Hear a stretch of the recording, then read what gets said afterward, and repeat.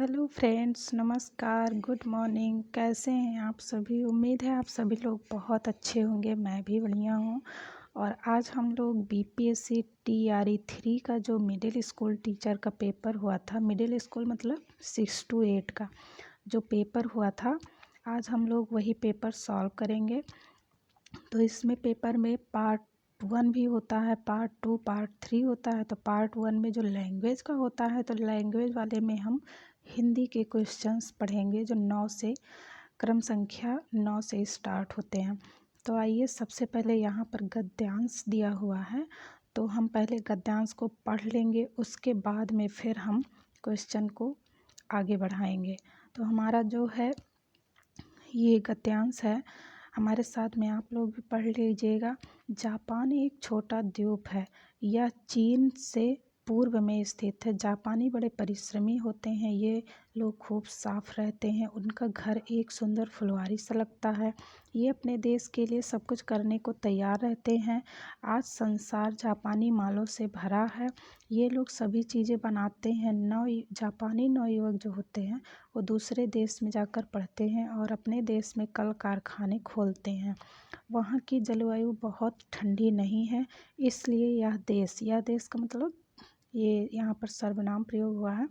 यह देश का मतलब होता है जापान के लिए हरा भरा रहता है। जापानी लोग भात और मछली खूब खाते हैं। तो हमारा जो है पहला क्वेश्चन हो जाएगा यहाँ पर, जापानी नवयुवक दूसरे देशों में जाकर क्यों पढ़ते हैं?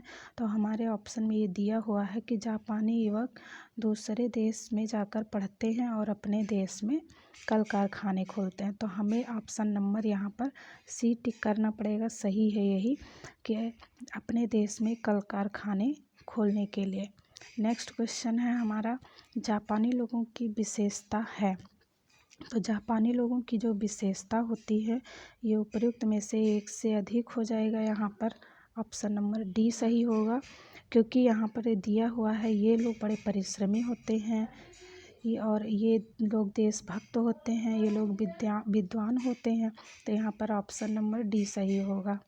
तो नेक्स्ट क्वेश्चन है हमारा, जापानी का घर एक सुंदर फुलवारी सा क्यों लगता है?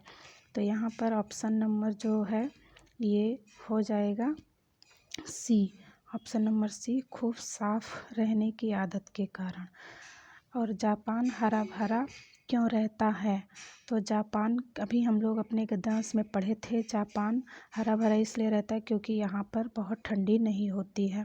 नेक्स्ट क्वेश्चन है हमारा, द्वीप शब्द का अर्थ है। तो द्वीप शब्द का अर्थ है स्थल का वह भाग जो चारों ओर जल से घिरा रहता है।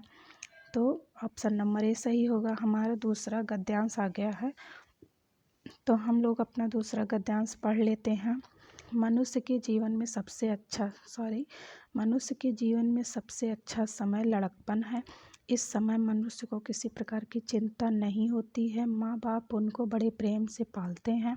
जहाँ तक चलता है वह उनको आराम देते हैं। केवल इतना ही नहीं, अपनी संतान के सुख के लिए माता पिता स्वयं को बहुत कष्ट सहते हैं।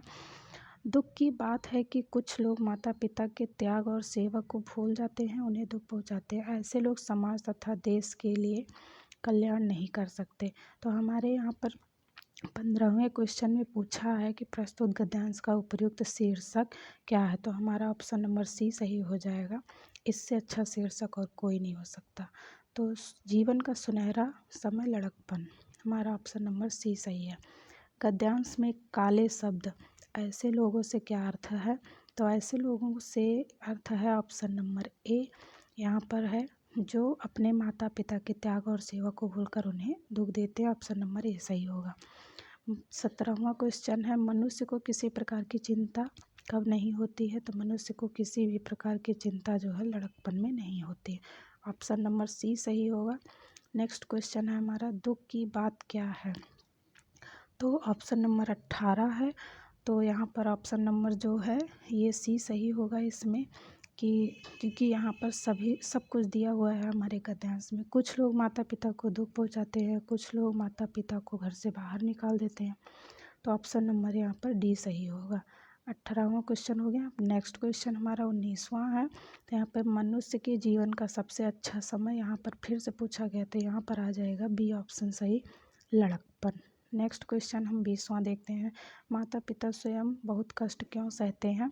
तो अपनी संतान के सुख के लिए और संबंधियों से के कोप से बचने के लिए। तो यहाँ पर हमारा जो है 20वें का ऑप्शन नंबर ए सही होगा, क्योंकि अपनी संतान के सुख के लिए यहाँ पर ऑप्शन नंबर ए सही हैगा।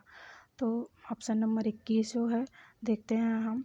अध्यात्म शब्द में कौन सा उपसर्ग है? तो अध्यात्म में आदि प्लस आत्म हो जाएगा बराबर अध्यात्म।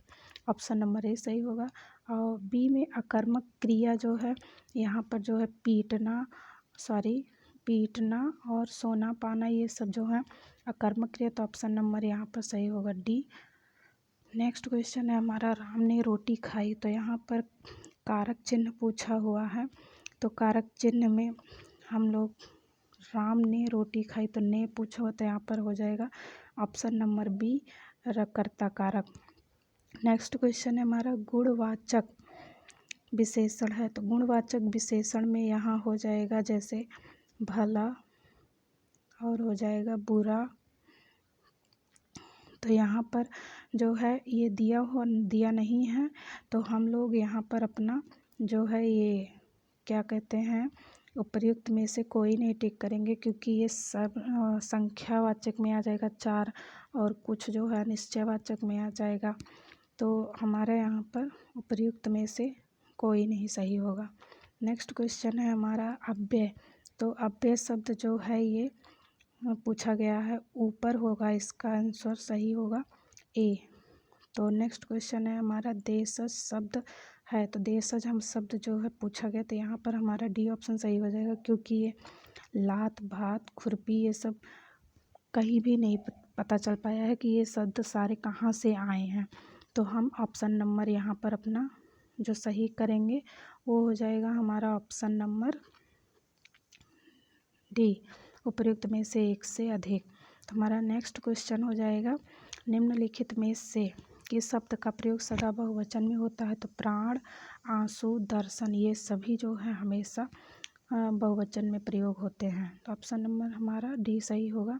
मिठास पूछा हुआ है, तो मिठास में प्रत्यय बताना है, तो यहाँ पर आस प्रत्यय हो जाएगा, मीठ प्लस आस बराबर मिठास, ऑप्शन नंबर बी।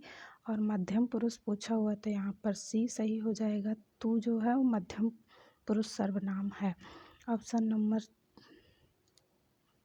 आ जाएगा 30वां क्वेश्चन हमारा और लास्ट क्वेश्चन है, तत्सम शब्द है। तो तत्सम यहाँ पर जो हो जाएगा ये प्रभाव हो जाएगा। तत्सम शब्द जो संस्कृत से स्वतः उठा लिए जाते हैं वो तत्सम शब्द हो जाते हैं। तो हमारा प्रभाव जो है सही है, ऑप्शन नंबर बी। तो उम्मीद है आप लोगों को ये सेशन अच्छा लगा होगा। आप लोग हमारे चैनल को सब्सक्राइब कर लीजिए और बेल आइकन को भी प्रेस कर लीजिए, ताकि जितनी भी वीडियो इससे रिलेटेड आए आप सभी लोगों को मिलती रहें। और उम्मीद है आप लोगों को ये वीडियो बहुत अच्छी लगी होगी। नमस्कार, थैंक यू।